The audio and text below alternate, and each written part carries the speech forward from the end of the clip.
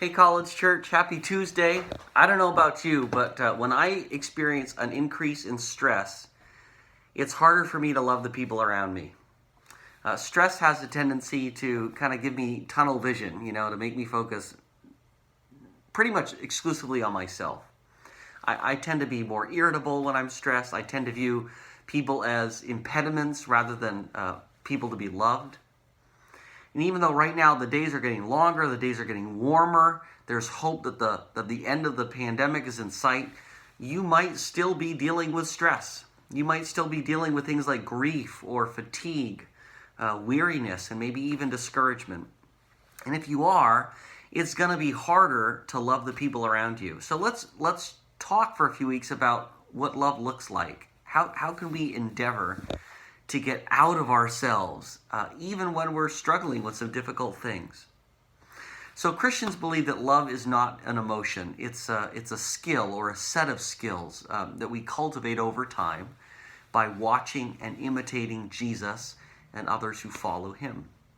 So what does it look like to love well?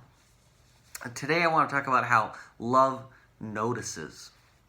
Love is attentive. It sees people, and when it sees people, it sees them through eyes of compassion.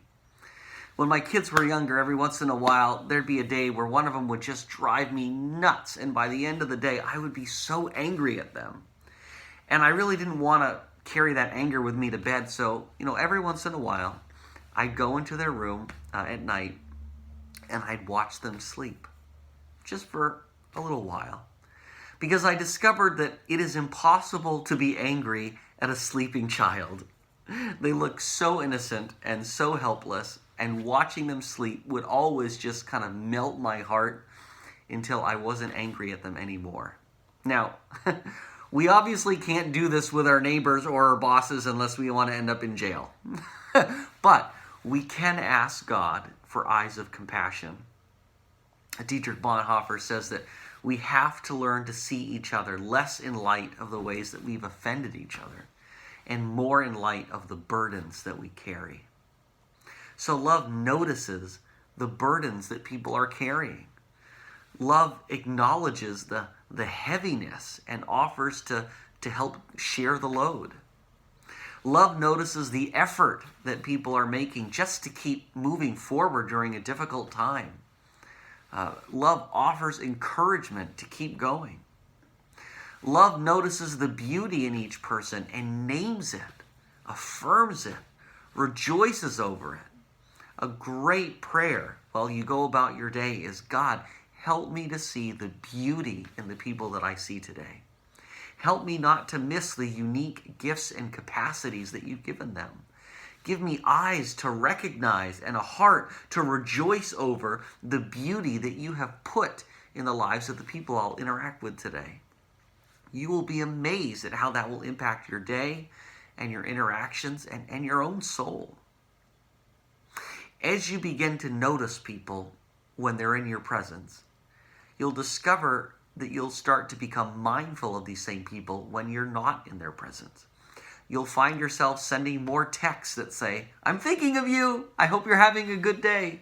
You'll find yourself saying, I saw something today that reminded me of you, so I bought it for you. Or I took a picture of it, look. Or you'll find yourself cutting articles out of newspapers or sending links to stories about things that you know interest this person. So love notices people. And then love carries people around with you, even when they're not physically there. You might find yourself thinking about people and talking with God about them.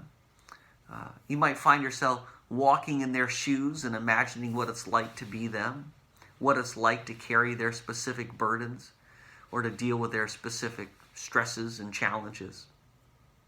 And here's the good news. God does all of these things for us. God is attentive to us. He watches us all the time, not like a security guard who's ready to bust us if we put something in our pocket. No, he watches us like a doting father who takes pride and delight in his children. The Psalms say that God collects our tears in his bottle. That's how attentive he is to our grief and our sadness. The prophet Zephaniah says that God rejoices over us with singing. That's how much he delights in us. God sees us through eyes of compassion. That's why he took the initiative to rescue us by sending his son. Not because we asked him, not because we deserved it, but because he saw that we were in need and we couldn't save ourselves. And Jesus is constantly interceding for us to the Father, constantly cheering us on and seeking our good. So love notices, and I promise you that the more you take time to notice others, the less overwhelming your own stresses and challenges will be, and the more spacious your heart and mind will become. I hope you have a great day.